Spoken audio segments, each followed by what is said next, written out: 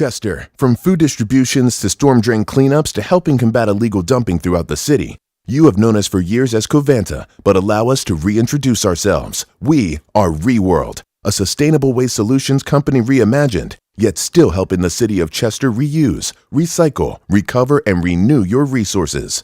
From health fairs for seniors to college tours and post-secondary scholarships for students, we see Chester's heart, and we've heard your concerns. We are part of this community and committed to doing our part, employing residents, beautifying and cleaning parks, all while empowering your future. As ReWorld, our commitment to being a good neighbor is renewed. We're proud to reside in Chester, and 2024 looks even brighter with us working in unison for the betterment of all. ReWorld and Chester, newly reimagined, yet still growing together.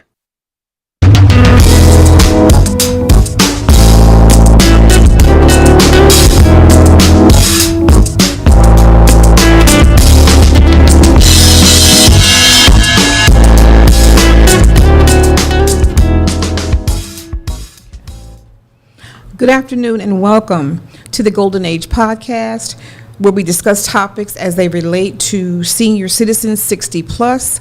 I am your host, Renee Clark Graham. Today's topic is utility safety. It begins at home. My guest today is Terri Hooper Smith. She is a home inspector in the greater Philadelphia area. Welcome, Terri. Thank you.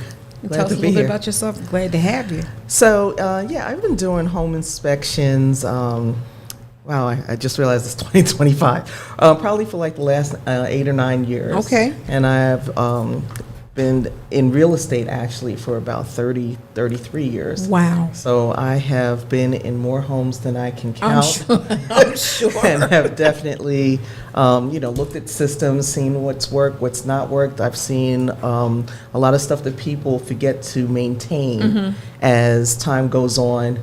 And, the end result is not always the greatest. So would like to expound on that if I can. Okay, my goal today is to say that in the wintertime, seniors, they're on fixed income, and they're trying to find ways to heat their home without spending a lot of money. And they probably cut corners sometimes. They're not that safe. Right. So today I want to focus on some of the do's and don'ts of heating your home safely.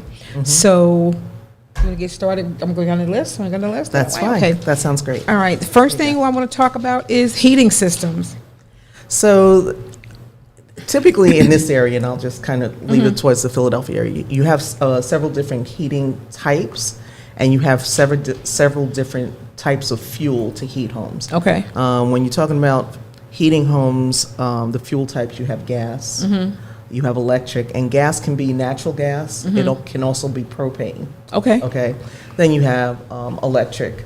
Now, some folks, I won't dabble into the whole thing about solar because I think that's more newer. So I think that most homes now are heated with electric and gas. Okay. So those are the fuel types, and then you have the different types of systems themselves. You have forced hot air. A lot of the older homes, you have the hot water that are going, people have their radiators and they're knocking and stuff and what have you, so you have that as well. And then you have like baseboard heat, and that's electric. Right, okay. Now I grew up in a house, it was an older house, and it had radiators. So I remember seeing my mom and dad bleed the radiators in the wintertime and, that kind of thing. So I'm real familiar with that. Okay, insulation for your home.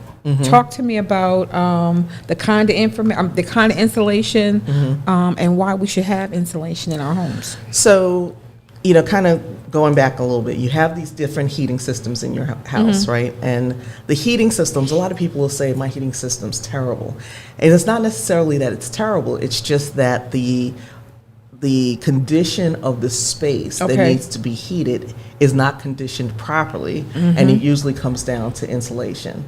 A lot of the stone homes or brick homes or what have you don't have the insulation. If they were built in the 30s, 40s, and even sometimes in the 50s, you don't have the insulation behind the walls, behind what you see as your walls. Your walls might be plaster and there's no insulation behind there, or they might be drywall and the insulation is older and needs to be replaced or whatever. And sometimes you put your hands on the wall, you could actually feel the cold on the wall, and that's bone chilling. Absolutely. And I think that a lot of our seniors maybe live in those type of houses, and they're just trying to find a better or cheaper way to, excuse me, to stay warm. Right, and it's not necessarily just the insulation in the walls. Right. The first place that most people get insulation is in their roof. In the roof. If they have, a frame roof, it's really important to have insulation in those areas. Gotcha. If you have a flat roof or what have you, that's when you really want to think about the walls and what's behind your walls. Wow. Okay. Let's see. Plumbing. I've heard so many plumbing nightmares. It's like, okay. So we'll talk about plumbing next.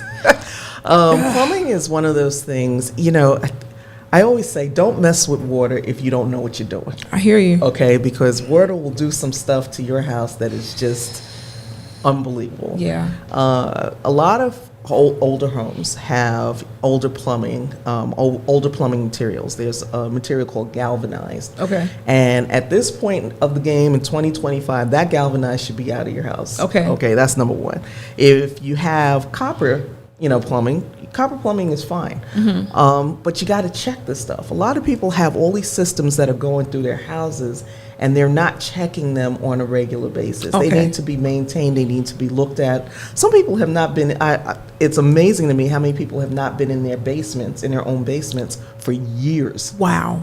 And it makes sense if a lot of seniors are just insistent on being in their homes, they just don't know. Right. And they're just it may be a safety issue where they're just afraid to go down the stairs or just not being familiar with what's down there. So I think that's a concern for them as well. But okay, continue. Yeah, I'm always a proponent when it comes to plumbing and other systems in your house, that if you're not going to do it yourself, and for whatever reason, either you're fearful or you don't know, then take the investment, a smaller investment. Some of these companies, heating and plumbing companies, have these contracts that you can get with them where you pay, I don't know how much they are now, somewhere between $59. They'll come out and do an overall assessment. Okay. It might be a little bit more. Let's say it's even up to $200. That amount of money is so much less than you will pay when those systems break down. So, at the beginning of different seasons out of the year, have them come out and they'll be more than happy to walk through, go to those areas of your house that you don't like to go to. They'll crawl underneath your house in your crawl space, crawl up, go up in the attic and what have you, to actually take a look at these systems. Okay. And then give you an idea of what could possibly be at the end of its life. Okay. And give you suggestions. Because I'm sure it's scary for them financially because they're on a fixed income, and it's like that's the last thing they need to do is find some plumbing or whatever. Okay, next on the list is water heaters. So water heaters is one of those appliances that you don't really think of. You turn on your faucet and hot water comes out. That's all you know. I'm good. Well, water heaters actually need to be maintained as well too. Water heaters typically should be drained at some point. Yeah, I know. I've never heard Most that. people don't know that you're supposed to drain your water heater. There's also this, it's called an anode that's at the top of your water heater that nobody knows about. And it's such a cheap fix that, if you change the anode probably lasts about maybe 10 years or so. And if you change that anode, you can get much more time out of your hot water heater. Is that right? Now, what would be the cost of one of those? At this time, it really depends on what the system is and how the tank. A lot of people have between 40 and 50 gallon tanks, but anodes much cheaper than a the entire repair. Or you go in your basement, all of a sudden there's water everywhere because you're. Oh, I've lived that. Yes. Yeah, I never knew that they need to be drained. Like once a year? You should they say you should do it like once a year, once every maybe 18 months, because sediment falls down to the bottom of your It makes hot water perfect sense, heater. but that's just something that we don't think about. No, it's All not. we want to do is turn that tap on and have some water come out. Exactly. We don't think about that. Exactly. But I learned something today. All right. Okay, ventilation. So ventilation, can work in your favor and it can definitely work against you. So in your home, if you basically are between two rooms, I always find it interesting. I can go in a house that has 3 or 4 bedrooms, 2 bathrooms, family room, the whole bit. But if you're basically between 2 rooms, your kitchen, maybe your bedroom, okay, and they're rooms you're not really using, Okay. close off those vents. Close down those vents so that you get more Right. air. You know what I'm saying? Otherwise, it's not being wasted. Yeah, right. You're I get it. conditioning Yeah. spaces that you're not really using. Okay. Okay. A lot of people use space heaters or fireplaces or these stoves. How do seniors use them properly and avoid accidents with those? Okay, so let's start from the bottom up. Please don't ever use your stove. I know, but they do. I know. They I know. do. I know they do. As a source of heat, and I'm like, yeah. So many fire hazards using a stove. So I'll just leave the stoves there. Okay. As far as space heaters are concerned, if you're purchasing a space heaters are very dangerous, first of all, Okay. because a lot of them, don't have the correct ratings and what have you. So if you're going out to buy a space heater, you should buy one that has an automatic shut-off. Okay, automatic shut-off, or if they tilt on the floor, that they'll shut right off. Okay. immediately. All right. The other thing is that you should not be using a space heater in a space that you're not really in. What I mean is, you're in your living room, you turn on the space heater, Right. and then you decide you're going, in the bedroom for a while, and you leave that space heater on in the living room.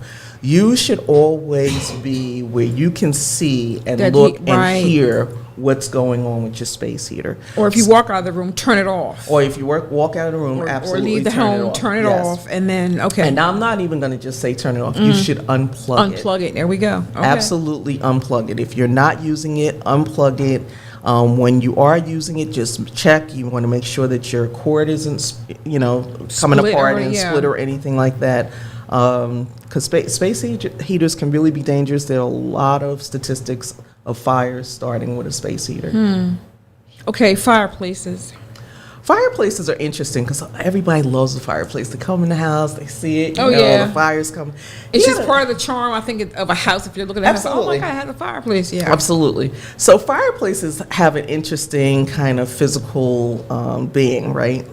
When you have a fireplace, a lot of fireplaces, if it's an actual real fireplace, Okay. all right, you're getting the fire going and everything, and you feel that heat, but it's also because there's a chimney, Right. like cold air is also being drawn out. So you're like, well, wait a minute, this fire is going, but I'm still feeling a little Right, bit a little chilly, chilly. like what's It's true. going on. So with a fireplace, I would say, and this is an actual, wood burning fireplace or a gas fireplace. Okay.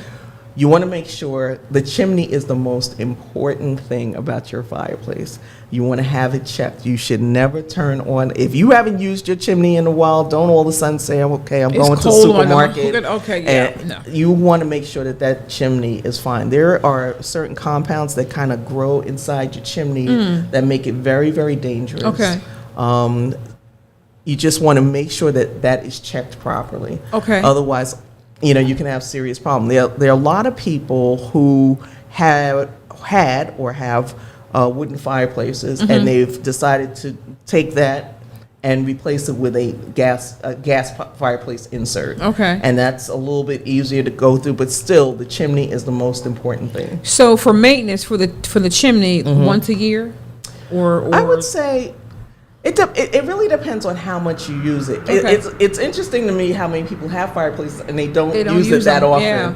But at least I would say like at least once every 2 years, definitely check the chimney, have somebody go out on your roof and check the top of your Okay. chimney, and then of course also check the lining of your chimney, because sometimes that lining has deteriorated and you're getting all kinds of stuff and coming you're in. getting all kinds of smoke Right. and all. Oh, okay. Yep. All right, so the lining is, all right, that makes sense. I get it. All right, it makes sense to me now. Okay, I remember back in, it had to be like 25, 30 years ago, kerosene heaters were like, my mother swore by kerosene heaters. I'm like, okay. They were good, but they could be dangerous as well. I remember my son when he was little, he would run every place he went. Okay. And to stop himself, he put his hand on the side of the kerosene heater and burned his hand. He carries that scar to this day. Wow. And I'm like, okay, that's it. No more kerosene heaters in here. We're not doing that. So are they still in use now or no? It is shocking that kerosene heaters are still out there. Wow. Okay. They are still as dangerous as ever.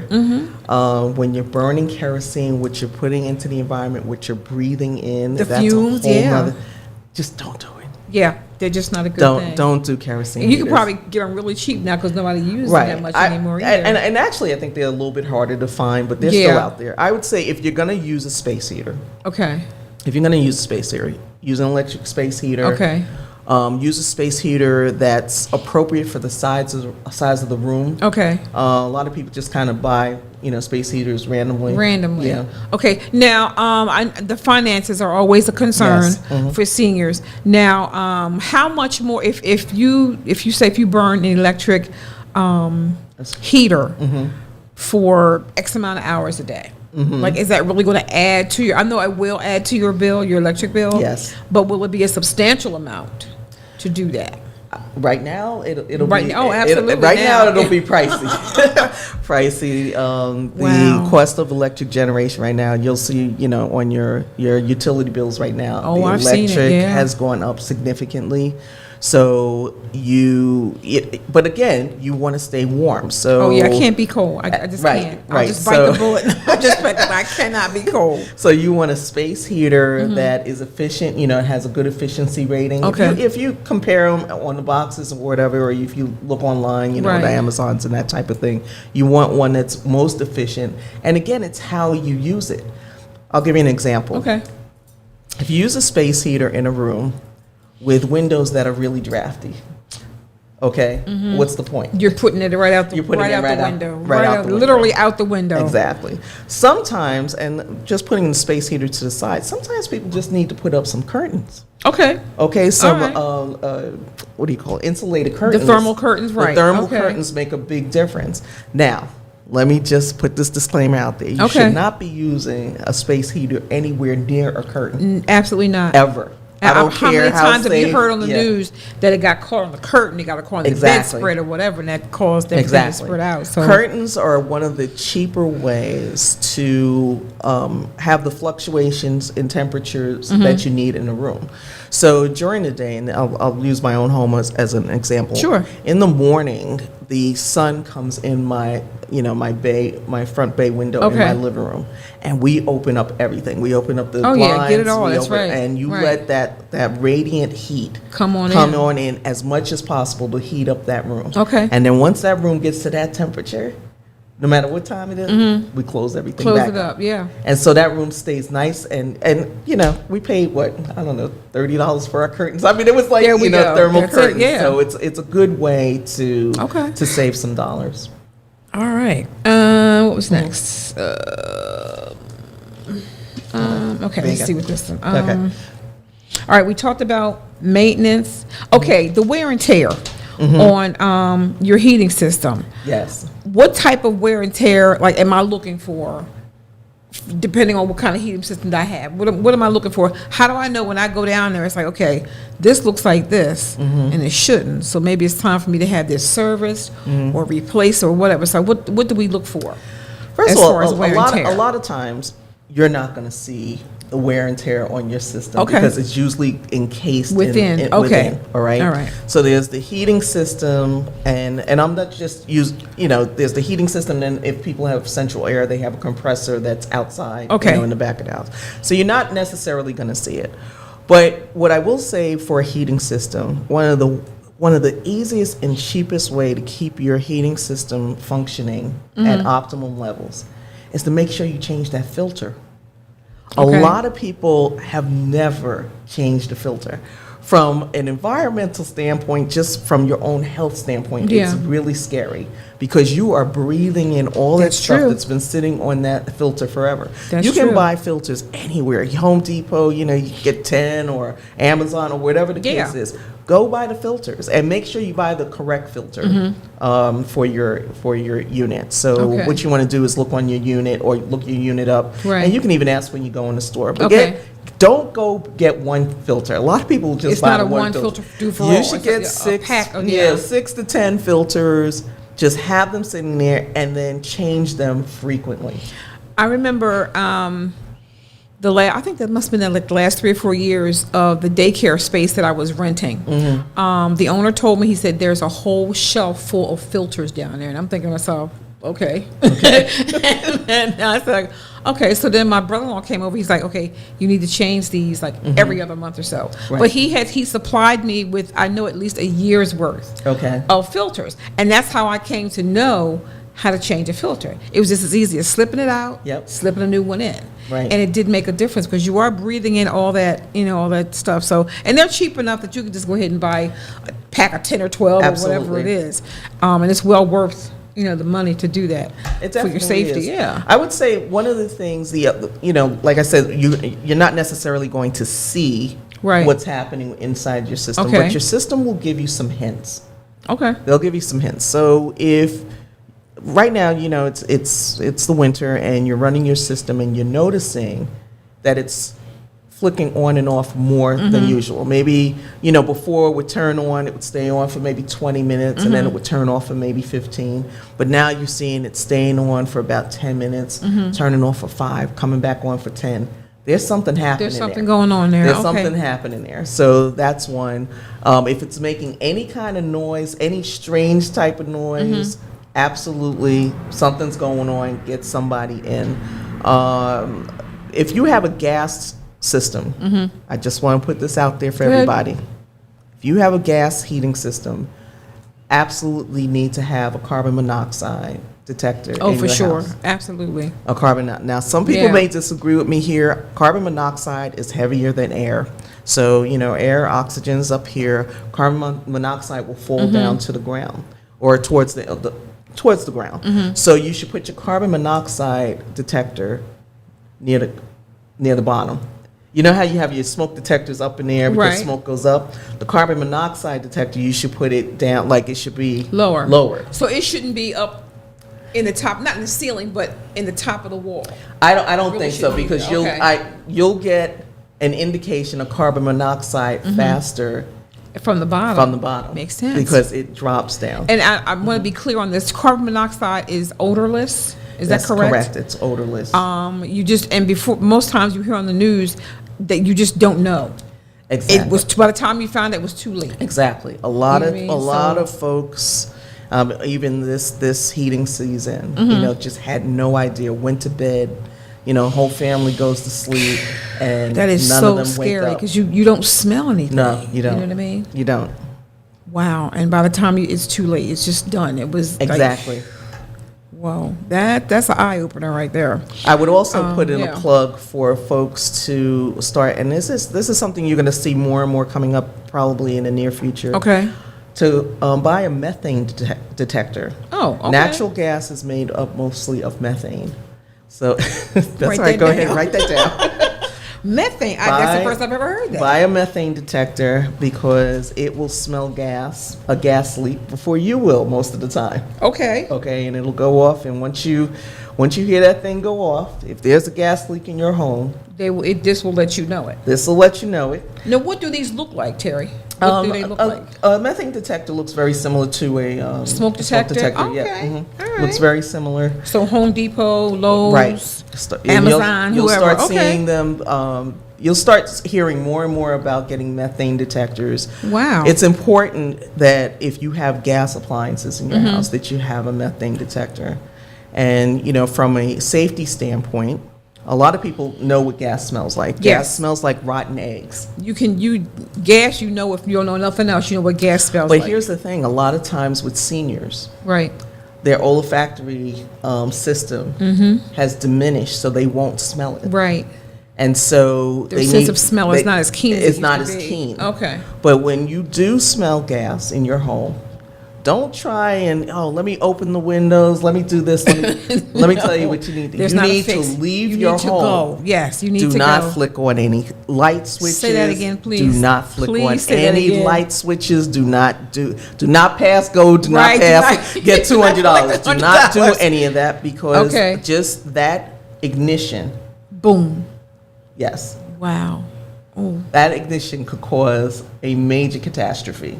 So if you smell gas, don't try and be a scientific and MacGyver kind of stuff. Don't do it. Just don't do it. Take your cell phone with you. Don't make the phone call. Take your cell Take phone your with phone you and go get on out outside. the house, go down the street, call your local utility or call 911. Okay. And let them come in and do it. All right, folks, you heard it. You heard what she said. Don't do it. Don't do it. If you smell it, just go. Just know that Just if you go. open your windows, gas is a funny kind of thing. Most Right. people don't know this. Natural gas has an explosive limit between 5% and 15%. Now everybody's like, well, she's getting too technical here. Let me just tell you No, this. break it down for Okay, us. let I me want just to tell know. you this. If there's a gas leak in your home, Okay. and let's say your entire room is filled with gas, it cannot ignite because that's 100% gas in the room. Natural gas cannot ignite at 100% gas. Really? No, it has to come down between 5 and 15%. Okay. Does that mean it has to meet oxygen or something? Or? Right, it's the amount of oxygen. So if there's 100% gas and there's no oxygen, natural gas can't Look at me ignite. remembering science class. Listen Right. to this. Okay. But if there's all right. 5 to 15% gas compared to what would be 95% Right. oxygen to 85%, perfect ignition. So the best advice again would be to just go. Go. Just right. go. Just And the leave. reason, like everybody has this thing, well, I smell gas, let me open the window. No. Let me tell you something. If you have 100% gas in a room and you open the window, now you're letting oxygen in. Right. So And then now you it's not 100% now you oxygen. restore Now some stuff. it's starting to come Exactly. down. 85, Right. 50, To the danger 45 zone. to the danger zone. So definitely just get out. Wow. Okay, I'm learning so much here today. Oh my God, Terry, I'm telling you. Okay, air drafts. I think older homes always have, maybe even some newer homes. How much of a concern are air drafts and leaks for a homeowner? The concern is you're gonna spend more. Because you're heating outside, basically. Right, you're heating outside, but at the same time, you're not conditioning your space. Conditioning the space that you're in is the most important. So if you are feeling, drafts around your window and what have, it's usually a pretty inexpensive fix to get some of the foam spray, to fix those leaks and what have you. There are companies that will come out. There are grants for some places to come out and do what they'll call an energy efficiency assessment. Okay, then most singers they know nothing about grants. Okay. How would they go about? Finish your thought about this, and then we'll talk about grants and how they go about applying for one. So you want, like I said, in terms of if you're walking past a window or a door and you're feeling a draft come in, it's usually a case where you can put in weather stripping. You want to put that weather stripping in to stop the air coming in, especially at a door, like the door sweep on the bottom. A lot of people, there's a lot of air that comes in there. So you want to kind of tighten up those areas.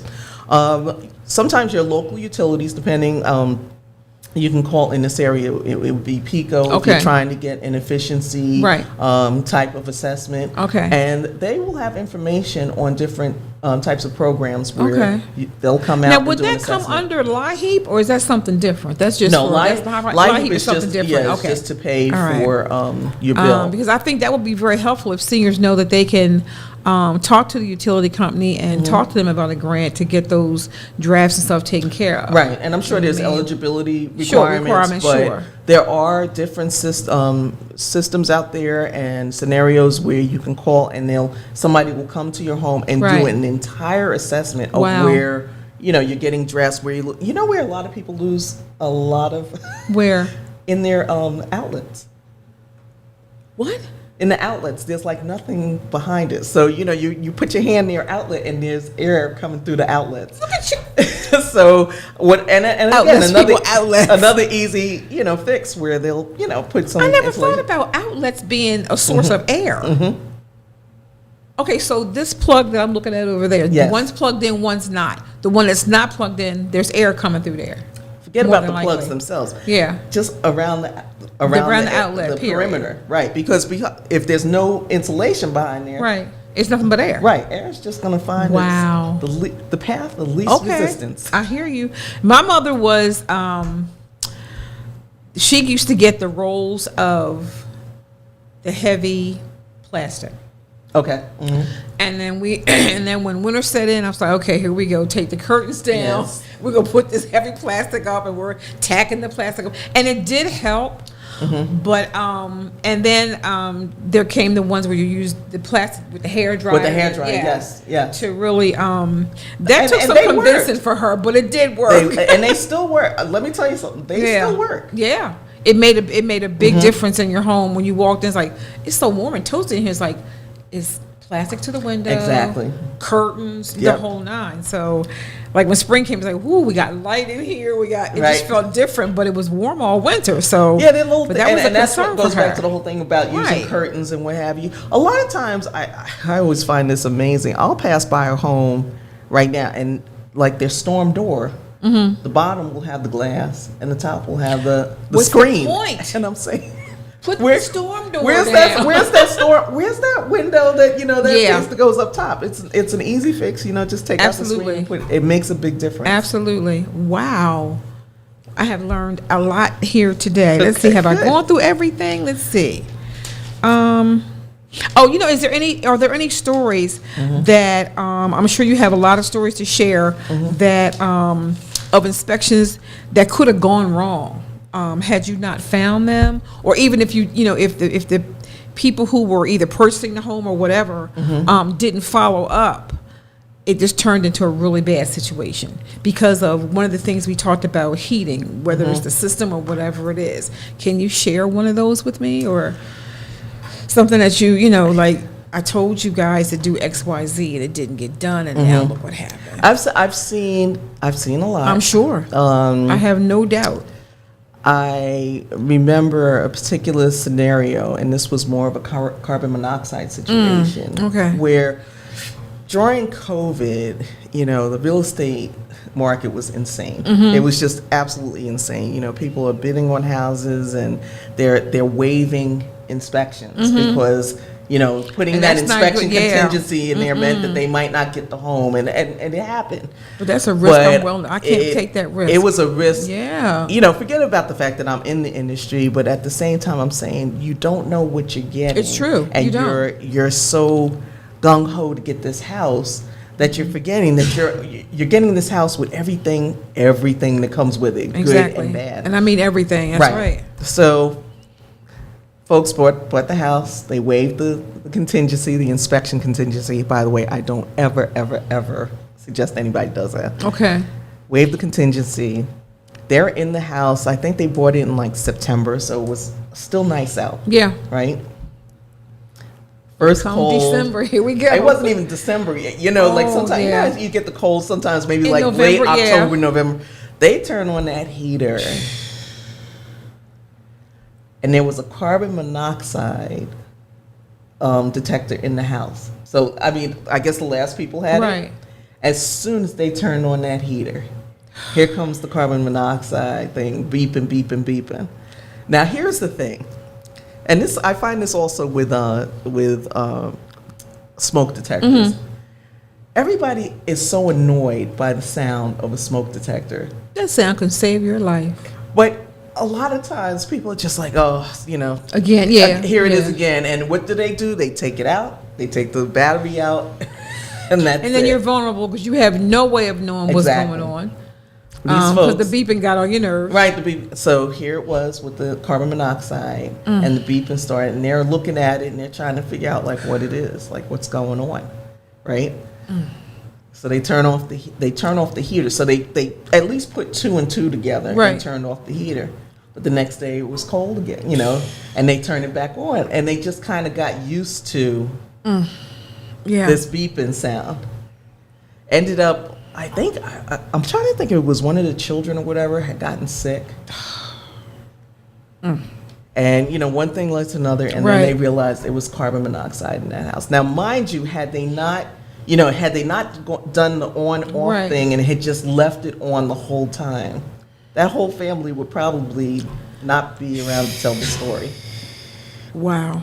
That's just bone chilling. It's like, it's like something you see on TV or It something. is. But It it's is. real because you hear about it on the news all the time. Yes. A fire takes a whole family out, and it's because of either carbon monoxide or smoke, no smoke detectors at all. Right. And it's like, okay, if you, I don't, but the thing is, it's like, I know that that's part of the inspection, but it would seem to me that if you're going to buy a property, I guess I would, I don't know, everybody's not the same. The first thing I think I would probably do is either make sure that it's installed correctly, put new batteries in as I move in, so I know if nothing else in this house works, that's going to work, so I can get out of here. Right. But sometimes it's not a priority. You know what I mean? It's not it's just not. A lot of people just look at, these detectors as being Right. aggravating. When they go to cook some bacon, I've done it. Smokes I a set little it off bit, all the and time. they set it off, and they're like waving it and what Yeah, have you. yeah. It's like you have to check it. And I believe it's the most fire departments. They usually have like twice a year where they're really doing it. And they'll come and they'll give you one for free. Absolutely. They'll install it for you Absolutely. for free. Yes. You know what I mean? So like when I had my daycare, they were like, "We have some detectors." I said, "I have some. Let's put them everywhere. Just do it up." And they put them in for absolutely free. It took all of 15 minutes. Exactly. And I have to tell you, You know what I mean? a lot of seniors who are still at home. Yeah. Some of them are by themselves. Right. And that's a concern too. They don't even know that they might have the detector on the wall. Right. But they don't even know it doesn't work or that the battery's dead. The battery's dead. So and that's the reason it may be beeping, because it's time to change it. Exactly. You know what I mean? But after a while, it's just not working at all. And what's the daylight saving time? Yes, Change your that's batteries when it each is, one, yes. right? Okay. Mhm. Daylight saving time is a great time, Good time to change your batteries in your smoke detectors. Wow, this has been so informative, Terri. I learned some stuff here today. But as we close out, can you just give us an overview of some things that we should be looking out for as far as safety is concerned? Trying to keep warm, do's and don'ts. Just go down the list and say, okay, listen, this is what you want to do. This is what you don't want to do. Right. So if they can take away anything else from it, they can take this part away. Okay. So I would say, first of all, from a financial aspect, if it is a financial burden for folks to be able to stay warm. Right. Okay. Get help. Let's start there. Okay, that's a lot awesome. of people, That's get into awesome. their prideful place, place, and they don't want to ask for help. You don't want to be in a home that's cold. Home that's unsafe, cold starts a whole domino effect of things true. that starts to happen. Where pipes start to burst and all this other stuff. So let's start there. Let's start with, call somebody good that place you need to start, help. right. Be it a family member, a friend, a neighbor. All Right. So that's number one. If you're in the home, if you're going to stay in the home, number one, like we talked about a minute ago, make sure you have smoke detectors and make sure those smoke detectors actually work. Okay. There's a little button on there. You can just press the little button and it's a test button and it'll tell you beep, beep, beep, that it's good. If you press that button and you hear nothing, that means you need new batteries. Okay. All right. So that's two. Now, how many of these should you have? One on every floor. You should have Of your home? at least one on every floor. Right. At a minimum. Okay. And so you should always have one like in your kitchen, near your kitchen. Right. You should have one upstairs. As a matter of fact, most, inspection companies now, even some of the mortgage companies, when they do their inspections, they'll require one in every bedroom. So Okay. the more the merrier Right. when it comes to smoke That's right. detectors. So that's one.